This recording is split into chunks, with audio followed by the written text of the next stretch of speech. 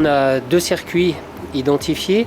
Le premier, c'est un circuit pour les patients qu'on aurait identifiés comme suspects de la maladie Covid. Ils vont être orientés soit par le 15 et vont arriver en ambulance dans le circuit qui est derrière nous, qui est le circuit dit patient suspect Covid, et un autre circuit pour les patients ambulatoires qui est celui-ci.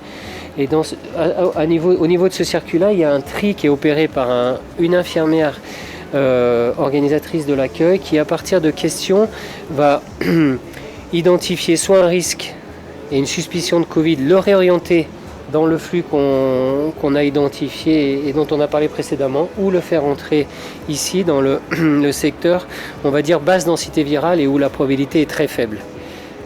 Voilà, un circuit haute densité virale, probabilité très forte, un circuit basse densité virale, probabilité très faible, voire nulle. Lorsque les patients sont orientés sur une filière, on fait en sorte que les filières ne se croisent pas et restent séparées l'une de l'autre, de manière à ne pas mélanger des patients relevant d'une haute densité virale avec des patients de basse densité virale. C'est valable pour tous les secteurs d'urgence, que ce soit urgence adulte, urgence pédiatrique, urgence gynécologique, tous nos secteurs d'urgence en fait. Le message de conclusion, c'est que nous avons organisé nos circuits pour permettre l'accueil de tout patient relevant d'une urgence, qu'il soit suspect ou non de Covid.